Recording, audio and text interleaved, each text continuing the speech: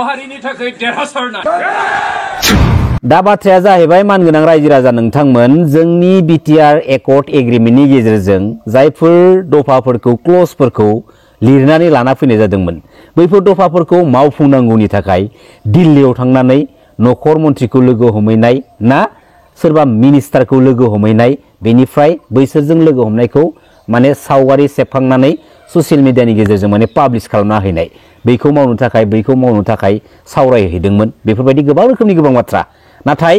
सावगारिजों लोगोसे जायफोर रावफोरखौ माने हेशटेग होनानै लिरनानै होनाय जायो बे लिरनाया लिरनायनि थायो बे सावगारिया सावगारिनि जानानै थालाङो नाथाय जेबो जोंहा माने मा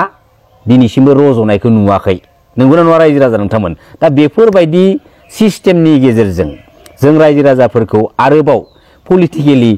थगायबावनो जुदि सानदोंब्ला थगायबावनो जुदि नाजादोंब्ला जोबोद माने लासै सिंनिसो बाथ्रा आरोना दा समाव थिग बेफोरबायदिनो थांनाय बड'लेण्ड मुभमेन्टनि समाव जोंनि सेपारेट स्टेट बड'लेण्ड मुभमेन्टनि इस्युफोरखौ प्रब्लेमफोरखौ सल्भ जानांगौनि थाखाय सेपारेट स्टेट बड'लेण्ड मुभमेन्टआ थाबैनो जानांगौनि थाखाय दिल्लीयाव थांनानै सोरबा होम मिनिस्टारजों सावरायहैयो सोरबा प्राइम मिनिस्टारजों सावरायहैयो बेनिफ्राय सावगारि सेबखांनानै जोंनि सिगाङाव फोरमानखौ होफैयो दा थांनानै सावरायहैदों सावरायहैयाखै जों रायजो राजाफ्रा जेबो माने प्रुफानो गैया जानो हागौ बिसोर सावरायहैदों नाथाय थारैनो बै थांनाय मोनसे समाव बड'लेण्ड सेपारेट स्टेटनि थाखाय बड'लेण्ड सेपारेट स्टेटखौ थाबैनो जानांगौनि थाखाय जुदि थारैनो स्ट्रंलि सावरायहैमारदोंमोनब्ला बेफोरबायदि थासारिखौ जों दा समाव नुथावनामोन नाथाय बे बड'लेण्ड सेपारेट स्टेटनि इस्युफोरखौ लानानै सावरायनो थांनाया गावबा गावनि पार्सनेल पलिटिकेलि इस्युखौ गावबा गावखौ पलिटिकेल प्लेटफर्माव साफा साफा लिडार जानो थाखाय लिडार महरै सिनायथि मोननो थाखाय सावरायहैनाय बायदिसो आङो माने दा समाव माने मोनदांथियो आरोना रायजो राजा नोंथांमोन जेराव दा समनि माखासे थासारिफोरखौ नुयोब्ला बेफोरबायदिखौनो जों माने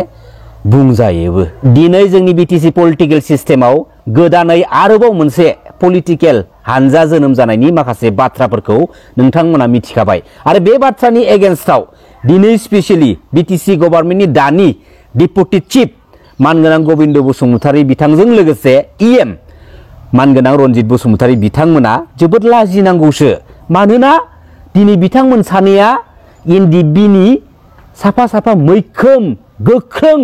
लिडार दैदेनगिरिमोन नाथाय बिथांमोना जोंनि बिटिसि पलिटिकेल सिस्टेमनि गभर्नमेन्ट रुलिंआव थानानैब्लाबो दिनै गावसोरनि एनडिएफबि ब्रादार्समोननि अर्थात गावसोरनि जेंना जेथोफोरखौनो दिनै सुस्रांनानै लानो हादिया गावसोरनि मोननांगौ मोनथायफोरखौनो दिनै लानो रोंदिया होनो रोंदिया बेसेबां लासिंसिंनि बाथ्रा बेसेबां दुखुनि बाथ्रा हा मा खालामखो बे पलिटिकेल प्लेटफर्माव थांनानै मा खालामखो मा मावनो थांखो लाजिदिया एसेबो लाजिनांगौ लाजिथारनांगौ मिथिबाय दा बबे मोनसे पइन्ट्सखौ लानानै बबे मोनसे खामानिफोरखौ लानानै जों रायजो राजानि सिगाङाव पलिटिकेलि रायजो राजाफोरखौ इमप्रेस खालामहोनो हानाय डायलगफोरखौ बिथांमोना थांनानै फैनानै मारिबावनो हागोन जेबो लामायानो गैला बिसोरहा दायो हा खनसेयावनो मोनदों खनसेयावनो जाजोबनाय रखमसो जादों बाथ्राया दायो हा जोंथ' जोबोद मानियोमोनलै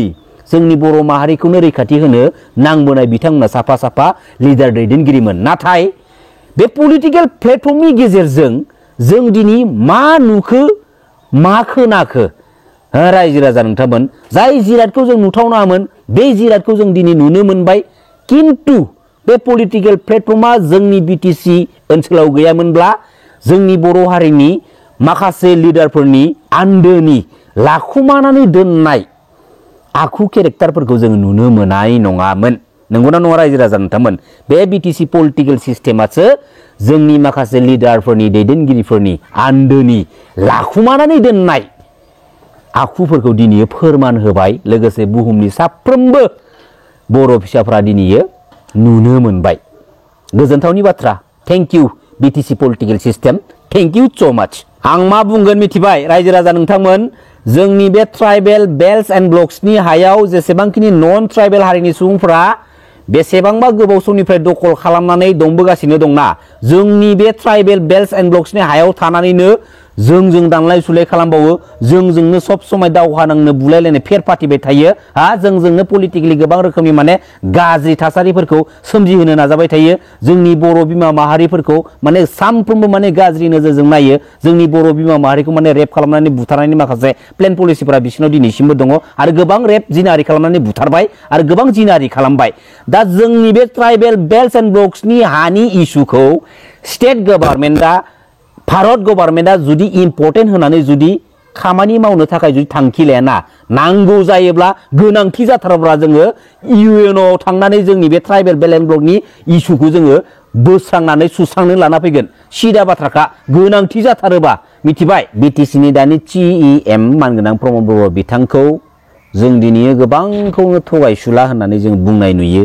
आरो बिथाङा मानि थाखाय थगायसुला होनजानो गोनां बाध्य जानानै फैखो बिनि आबुं फोरमानफोरखौ दिनै बुहुमनि साफ्रोमबो बर' फिसाफ्रा मिन्थिखागौ नाथाय अब्लाबो आं दिनै मानगोनां प्रमद बर' बिथांनि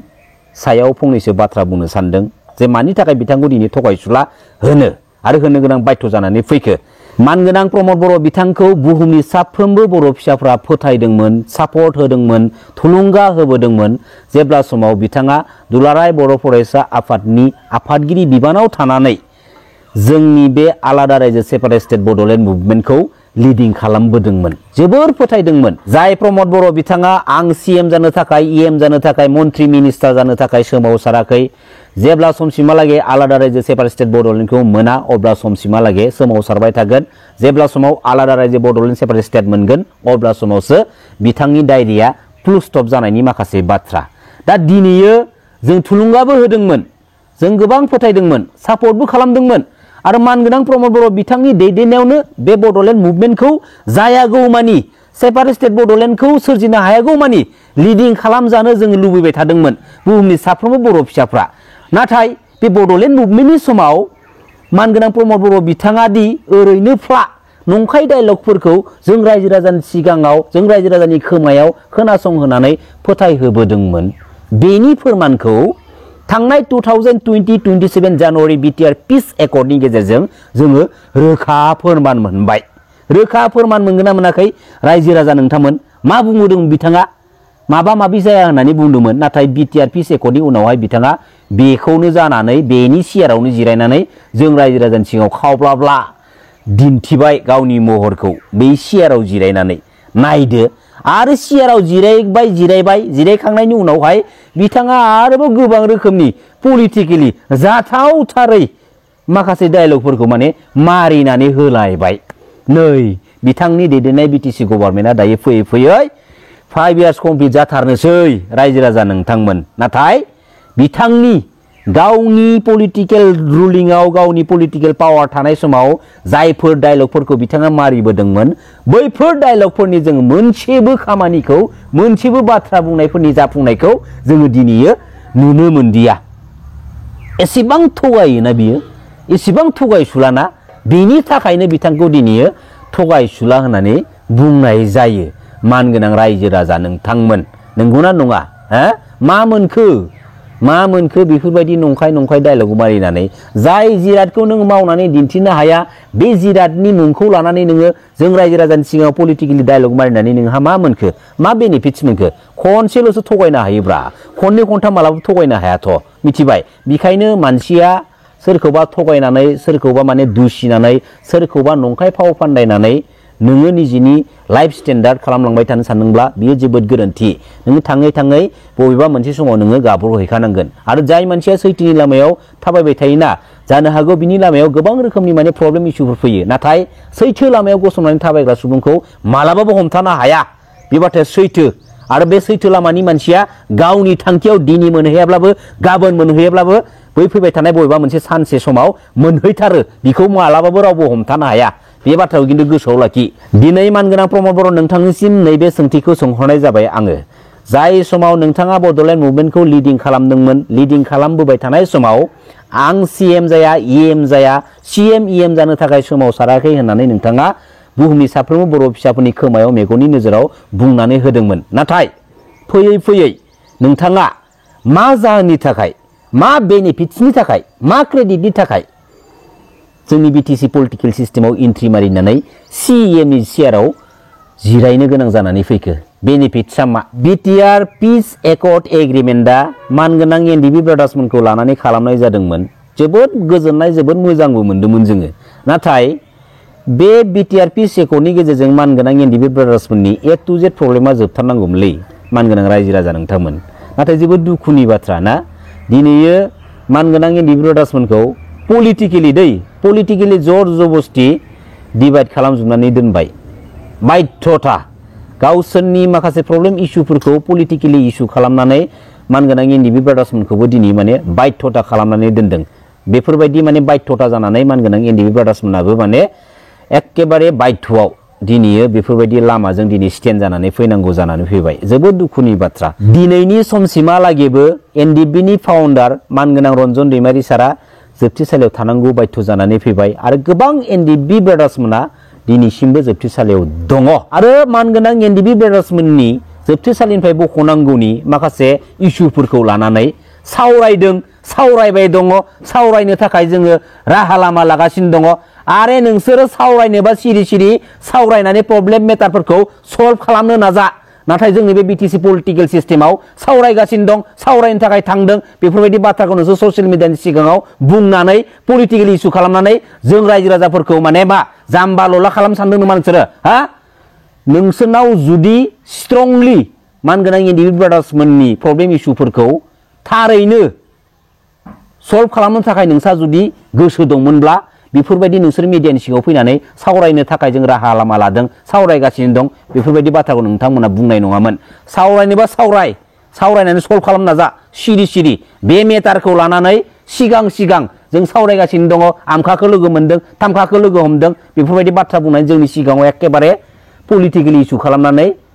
लाब जानाय नङा खामानि जानाय नङा सिदा बुंखाबाय आङो बेफोरबायदि थार्ड क्लास लेभेलनि पलिटिकेल इस्युआ जेबो मुलाम्फा गैला बेफोरबायदि लाइननि बाथ्राफोरजों जोंनि बर' फिसाफोरखौनो थगायनानै नोंसोरबायदि मानसिफोरा मा मोनगोनलै मा मोनगोन नोंसोरलाय हा दिनै न'खरनि बिदा फंबायखौ बिब' बिनानावखौ जोंनि न'खरनि सुबुंफोरखौनो दिनै थगायनानै नोंसोरो मा मोननो सानदों ना नोंसोर बेसेन मोननायखाय बेफोरबायदि मा थार्ड क्लास लेभेलनि पलिटिकेल इस्यु खालामबाय दं नामा हा दिनैयो आखायाव पावार थानानैबो नोंसोर मानो मावनो हायाखैलै हा मा खालामबाय दं नोंसोरलाय मा खालामदों नोंसोरो पलिटिकेल प्लेटफर्माव थांनानै मा खालामदों नोंसोरलाय ओरैनो गादियाव जिरायनानै नोंसोर माने मा लेभेल देखायगासिनो दं नामा हा मानो मावनो हायाखै हा मावनानै दिन्थि पलिटिकेल इस्यु खालामनाङा मावनानै देखाय हायोबा देखाय सिदा बुंखाबाय आङो खुलुमबाय जै बर' हारिनि जै बर' बिमानि